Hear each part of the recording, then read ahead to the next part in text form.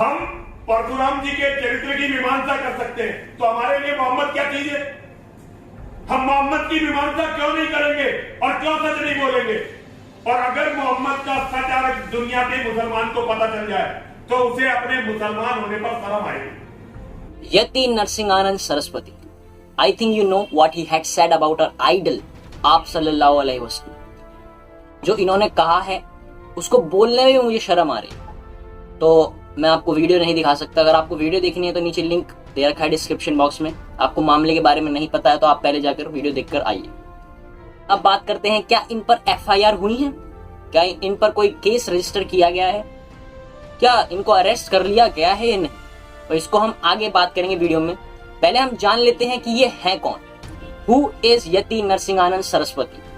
पहली बात, ये इंसान तो बिल्कुल नहीं, इन्होंने अपनी इंसानियत खो दी है। इस चीज का भी रीजन मैं आपको वीडियो में आगे दूंगा। यति नरसिंहानंद सरस्वती जन्म भारत में हुआ, लेकिन रशिया में उन्होंने इंजीनियरिंग की। मॉस्को और लंदन में उन्होंने अपनी टेक्निकल इंजीनियरिंग की और वहां पे ही मार्केटिंग की। फिर वो 9 साल बाद वापस भारत लौट कर आए।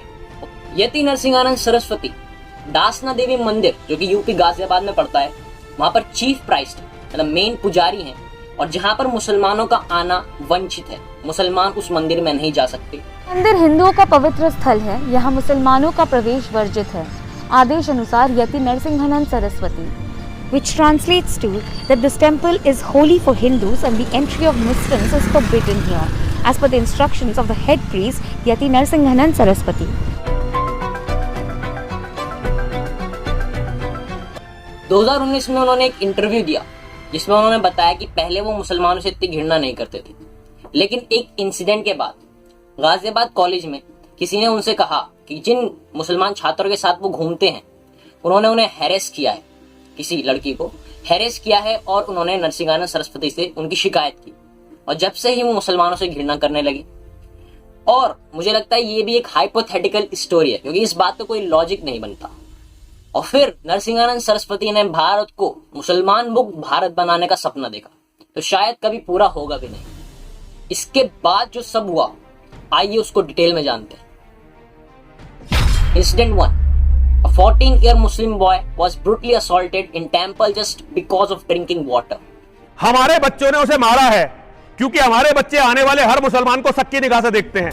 मुसलमान की वजह से मार रही थी, नीचे लिटा के मेरे शरीर में पिसाब की जगह पे लात मारने लगे। This is exactly the temple in Ghaziabad where a 14-year-old Muslim boy was beaten mercilessly for going inside the temple to drink water.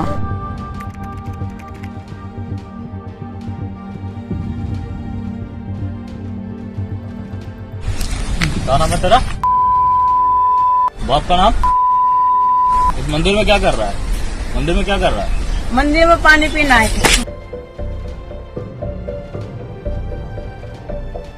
बाहर से आ रहा था, पहले रोड पे से मैं ठेला बाहर खड़ा कर दिया था। मैंने, मुझे लग रही तेज की प्यास, मैंने ध्यान नहीं दिया था बोर्ड पे उन्होंने क्या लिख रहा। मैं अंदर कुछ गया था, फिर पानी पी के मैं बाहर को आया, तो बाहर से फिर मुझे बुलाने लगे। उनका नहाकुआ 2 पंडित थे, उन पर कहने लगे नहाकुआ चल वीडियो बनाएंगे। फिर पापा का नाम पूछा, क्या नाम थे पापा का? मैंने कहा तेरा क्या नाम है? पीछे को ले आके फिर मेरे पे मार पिटाई करी थी, मेरी पिसाब की जगह लात बजाई थी। फिर मारने के और करा था, तो ये मार देंगे जान से खुरपा था उन पर। फिर मैं भाग के आया था वहाँ से। वहाँ पर 2 पुलिस वाले खड़े, अस्पताल के पास 2 पुलिस वाले खड़े थे। उनसे मैंने की थी, अंकल जी ऐसे ऐसे बात है। वो कहने लगे चौकी चलाए, तो उन्होंने मेरी मदद नहीं की थी। इसी बात को देखते हुए मैंने आपसे वीडियो में स्टार्टिंग में कहा था कि ये अपनी इंसानियत खो चुके हैं, इनके अंदर इंसानियत नहीं रही। एक 14 साल का बच्चा जो कि प्यासा है, पानी पीने के लिए मंदिर में आता है, और इनके लोग उसको इसलिए मारते हैं क्योंकि वो मुसलमान था, क्योंकि वो मंदिर में आया था। और इस इंसिडेंट को देखते हुए मैं आपको अपना एक छोटा सा इंसिडेंट बताना चाहूँगा। एक बार हम खेलने गए थे, हम सब दोस्त।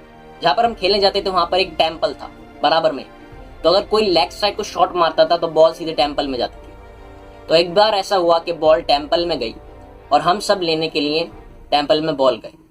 वहाँ के पुजारी बैठे हुए थे, तो हमने वहाँ से बॉल उठाई, तो उन्होंने हमें बुलाया। हम उनके पास गए, उन्होंने पूछा कि क्या करना है थे। उन्होंने ये नहीं पूछा कि हमारा नाम क्या है, उन्होंने ये नहीं पूछा कि हमारा धर्म क्या है, उन्होंने पूछा कि हम क्या करने आए थे। हमने कहा कि हमारी बॉल आई थी, हम बॉल लेने आए थे। फिर उन्होंने पूछा कि हम कौन सी क्लास में। उन्होंने ये नहीं पूछा कि हम क्या करते हैं, उन्होंने पूछा हम कौन सी क्लास में। हमने बताया कि हम 10th क्लास में, क्योंकि हम उस टाइम 10th क्लास में थे और 3-4 महीने बाद हमारे बोर्ड एग्जाम थे। तो उन्होंने कहा कि तुम्हारे 3-4 महीने बाद बोर्ड एग्जाम होंगे, तो तुम क्रिकेट खेलने क्यों आए हो? जाके कुछ पढ़ो, कुछ बनो, पढ़ाई करो और आगे बढ़ो। और जब हम ऐसे इंसिडेंट को देखते हैं, हम जब रियलिटी फेस करते हैं उसके बाद हम ऐसे इंसिडेंट को देखते हैं, तो हम बिलीव नहीं कर पाते। हम कंफ्यूजन में फंस जाते हैं कि रियलिटी क्या है, व्हाट इज रियलिटी, जो हम स्क्रीन पर देख रहे हैं या फिर जो हम हकीकत में देख रहे हैं। क्योंकि समाज में कुछ ही लोग होते हैं जो कि पूरी समाज को गंदा बनाए रखते हैं और जिनकी वजह से पूरा समाज जाना जाता है। इंसिडेंट 2, द क्वीन की 2015 डॉक्यूमेंट्री ऑन यति नरसिंहानंद सरस्वती।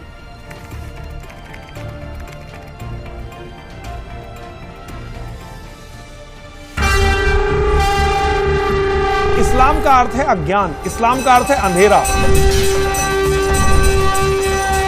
आज ये उस धर्म की लाश को अपने कंधों पर लिए हुए घूम रहे हैं। अब वो लाश बदबू कर रही है।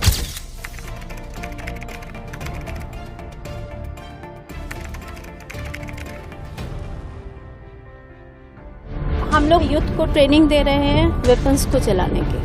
जिहादियों से लड़ते वक्त हम किस तरह अपना वेपन यूज करेंगे, निशाना किस तरह लेंगे, हम सब कुछ बच्चों को सिखाते हैं। To fight against Muslim they are giving training to their kids just to fight against Muslim. अब आप इसे क्या कहेंगे? अब मैं ये पूछना चाहूंगा कि इनकी फंडिंग कहां से हो रही है, बिकॉज बहुत से लोग कहते हैं कि मदरसों की फंडिंग कहां से हो रही है। अब मैं पूछना चाहूंगा कि इनकी फंडिंग कहां से हो रही है। Mister string, M Vinod Kumar, मैं आपसे जानना चाहता हूं कि इन लोगों की फंडिंग हो कहां से रही है? योगी आदित्यनाथ कर रहे हैं या direct mister prime minister Narendra Modi कर रहे हैं? लेकिन मेरे ऐसे कोई इलॉजिकल लॉजिक नहीं लगाता मैं कि मैं किसी को भी किसी से जोड़ दूं। तो अब ये है क्या ये बच्चों को ट्रेनिंग नहीं दे रहे हैं आतंकवादी बनाने की?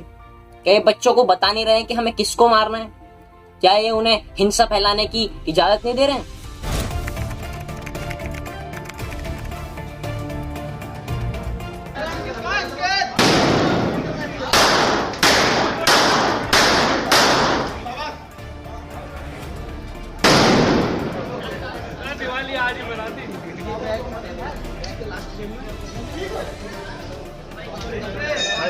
और यहां तक कि दिल्ली दंगों के टाइम पर भी इन्होंने कहा था कि देश में शांति या देश में मानवता जब भी आ सकती है जब मुसलमान खत्म होंगे। और यहां तक कि इन्होंने कहा था कि मुसलमानों के खिलाफ युद्ध होना चाहिए। तो अब ये क्या डायरेक्ट वार्निंग नहीं है, ये डायरेक्ट चैलेंज नहीं है किसी को कि हम ये करने वाले, ये डायरेक्ट धमकी नहीं दी जा रही है?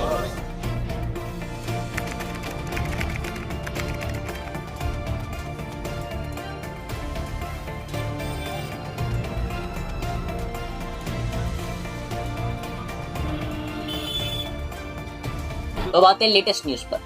क्या इन पर एफआईआर हुई है या नहीं, क्या इनको पकड़ा गया है या नहीं? तो बता दूं कि आपको अभी तक बहुत सारी एफआईआर हो चुकी हैं। यहाँ तक कि डायरेक्ट मेमोरेंडम भी जारी कर दिया गया है।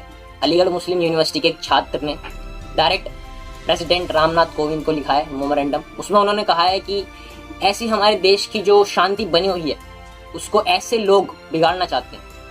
हम अपने ऐसे रिलीजियस सेंटिमेंट्स को हर्ट नहीं करवा सकते किसी से। एक ऐसा इंसान जो कि खुद पहले से ही बहुत सारे केसों में फंसा हुआ है, वो अगर हमें ऐसा कहता है जो कि हमारे देश की शांति को बिगाड़ने जा रहा है, तो उसको अरेस्ट किया जाए, हार्ड से हार्ड पनिशमेंट दी जाए। और AIMIM के चीफ असदुद्दीन ओवैसी ने भी हैदराबाद में इसके खिलाफ पुलिस कंप्लेंट लॉन्च की है। FIR इंडियन पैनल कोड के section number 153A promoting enmity between different groups और ग्राउंड्स और religious caste, place, birth, language, and section 295A, deliberate and malicious act intended to outrage religious feelings of any class by insulting its religious beliefs के तहत इन दो धाराओं के तहत FIR को दर्ज किया गया है हैदराबाद पुलिस स्टेशन में। और अमानतुल्लाह खान ने भी FIR दर्ज की है जामिया नगर थाने में। उनकी वीडियो हमारे पास है, आप वीडियो देख सकते हैं। मैं अभी जामिया नगर पुलिस थाने से बोल रहा हूँ। कल जो आप सल्लल्लाहु अलैहि वसल्लम की शान में गुस्ताख नरसिंहानंद जो डासना के रहने वाले हैं, उन्होंने जो गुस्ताखी की है, उसके ख़िलाफ़ मैं यहाँ FIR कराने आया हूँ कि ऐसे आदमी को FIR दर्ज करके जेल भेजा जाए, क्योंकि उस शख्स ने जो आप सल्लम की शान में गुस्ताखी की है, तो हुक्म है कि उसका सर कलम कर दिया जाए या उसकी ज़ुबान काट ली जाए।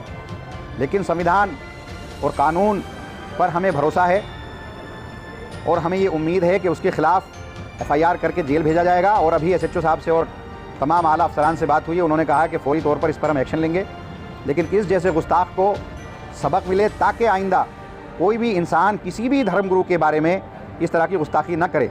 उनकी इस वीडियो के बाद भी कुछ लोगों ने उनके खिलाफ भी FIR दायर करने की बात की। इसमें मेन नाम आता है कपिल मिश्रा का, जो कहते हैं कि डायरेक्टली धमकी दी जा रही है वीडियो के अंदर। मुझे तो कहीं लगता नहीं कि धमकी दी जा रही है, वो सिर्फ बता रहे हैं कि अगर हमारे शरीयत हमें इजाजत देता तो हम ऐसे कर सकते थे, तो धमकी नहीं दे रहे।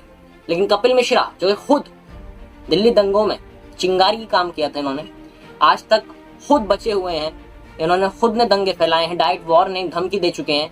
वो कह रहे हैं कि ये FIR दर्ज होनी चाहिए अमानतुल्लाह खान के खिलाफ, बिकॉज उन्होंने ऐसा कहा है, जो कि कहीं से भी मुझे बुरा नहीं लगता, क्योंकि उन्होंने डायरेक्ट किसी भी चीज को मारने की ये बात नहीं कही है।